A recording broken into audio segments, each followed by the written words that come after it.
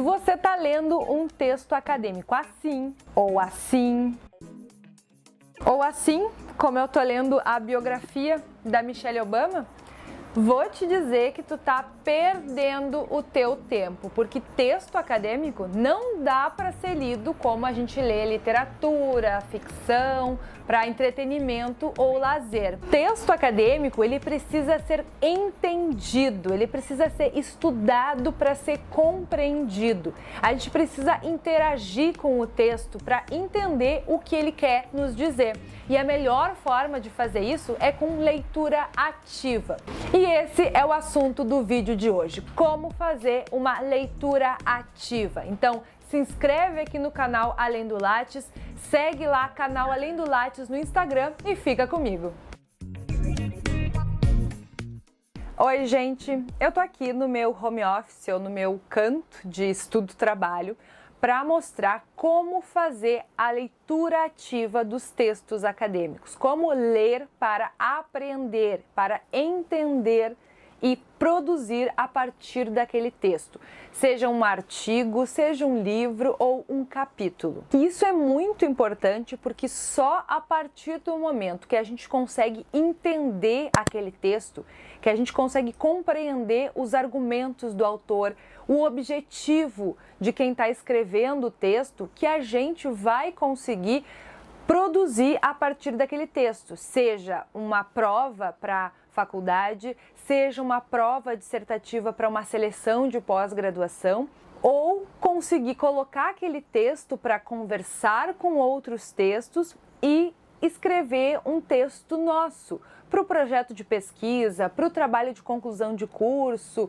para a dissertação e até mesmo para a tese. Então, fazer essa leitura ativa é diferente de ler passivamente, ler como se fosse para lazer.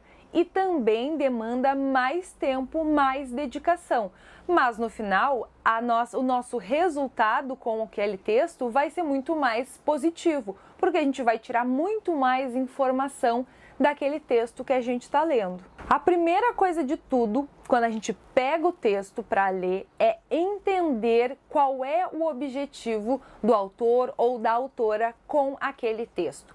O que ele vai dissertar ali, o que ele vai apresentar de novo, quais são os argumentos que ele vai utilizar, qual é o objetivo que vai ser alcançado ao longo do texto. Porque a gente entendendo qual é o objetivo, vai fazer muito mais sentido para nós os conceitos, as teorias e as metodologias que o autor ou a autora vão utilizar para escrever aquele texto. Vai fazer muito mais sentido, a gente vai compreender com muito mais facilidade. Essa informação, às vezes, fica bem clara no início do texto. Por exemplo, se a gente está lendo um artigo, normalmente o objetivo do texto já está bem explicitado no resumo, ou no máximo na introdução. Naqueles primeiros parágrafos do texto já tem lá a proposta do autor, o que ele quer com aquele texto. Se a gente está lendo um livro ou um capítulo do livro, é importante que a gente leia o prefácio ou o texto de apresentação ou de introdução, porque ali, nesses textos, eles servem justamente para para dar esse olhar mais panorâmico, mais geral sobre os assuntos tratados no livro. Então, lendo esses textos introdutórios de apresentação, vai ficar muito mais fácil de a gente compreender o que o autor quer nos dizer com aquele capítulo que a gente vai ler, com aquele trecho que a gente vai ler. Por exemplo, esse artigo que eu tô lendo aqui, da Ana Carolina Skosteg, na primeira linha do resumo, ela deixa claro qual é o objetivo do artigo. O objetivo desse artigo é apresentar um protocolo teórico-metodológico que reivindica uma visão global e complexa do processo comunicativo sustentada na ideia de integração do espaço, da produção e da recepção. Já nesse outro texto, por exemplo, que é um capítulo de um livro, a autora, a Cíntia Miranda, ela começa na introdução e mais pra frente um pouquinho que ela traz o objetivo do artigo, o objetivo desse texto, que é observar como legislações nacionais que tratam da violência contra a mulher descrevem a vulnerabilidade e se caracterizam a violência simbólica e midiática no escopo das vulnerabilidades vivenciadas pelas mulheres. Então, aqui está o objetivo. E aí, então, o que é fazer a leitura ativa de uma forma prática, falando de uma forma objetiva? É ler o texto interagindo com o texto, perguntando para o texto o que ele quer te dizer e compreendendo o que ele te responde. Para isso, a gente precisa sublinhar, circular, destacar e fazer os nossos próprios resumos, as nossas próprias autoexplicações. Porque é assim que a gente consegue fazer com que o nosso cérebro ative diferentes áreas de compreensão e entenda aquele texto. E vocês sabem como que eu percebi a importância da leitura ativa? Quando eu fiz a prova dissertativa de seleção para o mestrado. A primeira vez que eu fiz essa prova, eu estudei, eu me preparei para essa prova. Aliás, eu não me preparei para essa prova, eu não estudei para essa prova, mas eu achei que eu estava me preparando, sentada no sofá, lendo despretensiosamente como quem lê literatura, sublinhando algumas frases importantes. Resultado, eu tirei 4, acho que menos que 4 na prova de seleção. Eu nem passei para outra etapa. No outro ano, então, eu percebi que eu tinha que mudar a minha estratégia. Passei, então, a estudar o texto, sentar num local apropriado e sublinhar, destacar e fazer o meu próprio resumo, a partir da minha compreensão.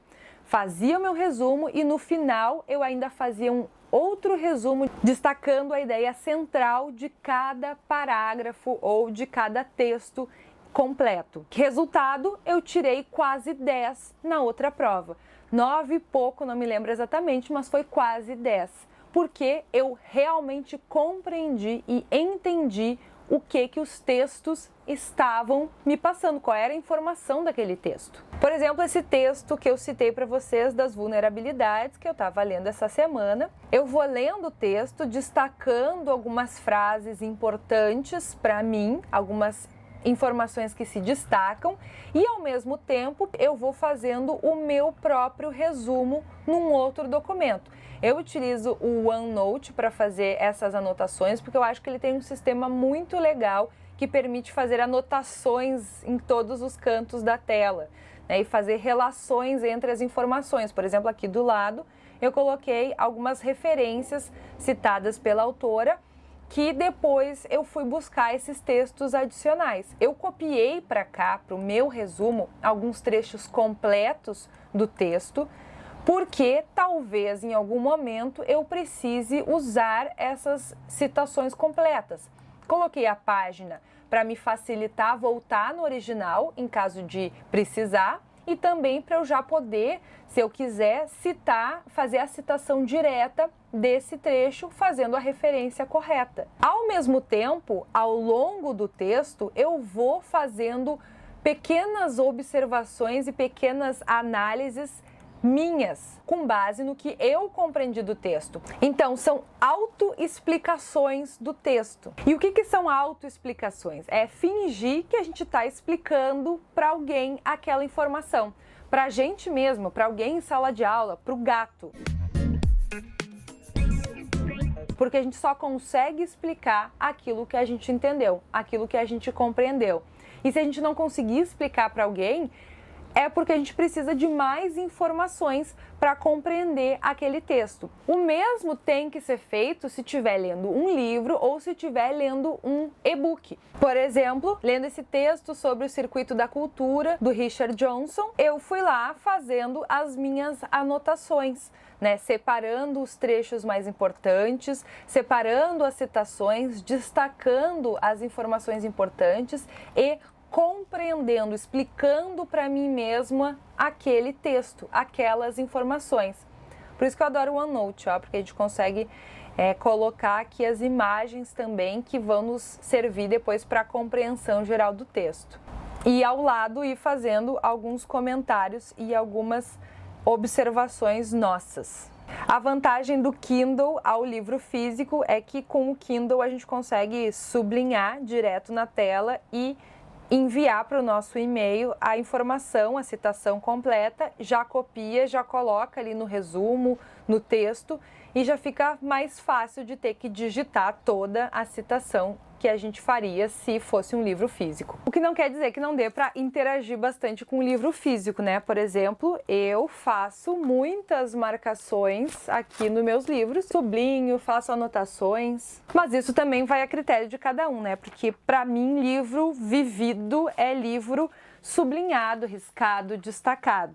Se o livro não é teu, coloca uns post-its, coloca algumas marcações que possam ser retiradas depois. O importante é a gente interagir com o livro, conseguir conversar com ele para captar as informações que ele quer nos dizer. Uma outra dica que eu dou é ler em voz alta. Eu faço isso até hoje quando eu tô com dificuldade de concentração. Minha cabeça tá a mil, pensando em mil coisas diferentes e eu não consigo me concentrar, eu leio em voz alta. E essa é uma dica boa para quem não está acostumado a ler texto acadêmico, porque a gente, assim, lendo em voz alta, ocupa todos os nossos sentidos com aquele texto. A gente fala, a gente ouve, o nosso cérebro está ali processando aquela informação, então a gente consegue focar muito mais a nossa atenção e, consequentemente, assimilar muito melhor, com muito mais facilidade, as informações do texto. Uma outra dica valiosa para melhorar a compreensão do texto é buscar textos adicionais, paralelos àquele que a gente está lendo. Por exemplo, a gente está lendo um texto do Bourdieu sobre poder simbólico. O texto original do Bourdieu pode ser um texto um pouco mais complexo, né? Que ele aciona diferentes conceitos, diferentes termos que não fazem parte do nosso linguajar cotidiano. Mas aí então, o que eu faço? Eu leio outros textos de pessoas que escreveram sobre poder simbólico do ponto de vista do Bourdieu.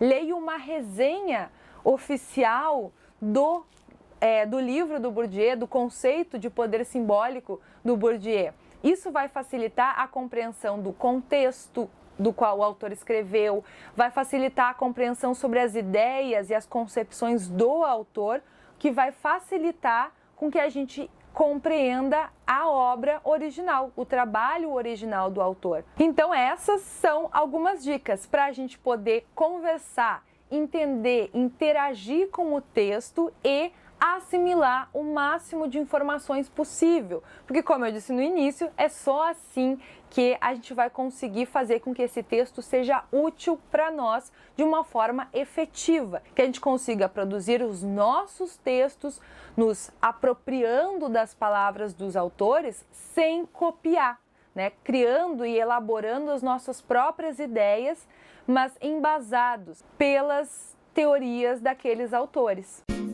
Bom, me contem, como é que vocês fazem a leitura de vocês? Fazem leitura ativa? Não faz leitura ativa?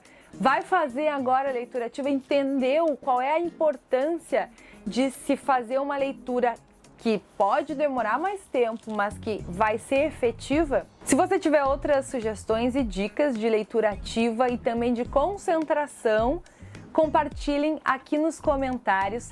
Curtam esse vídeo, se inscrevam no canal Além do Lattes e a gente se vê no próximo vídeo. Tchau, tchau!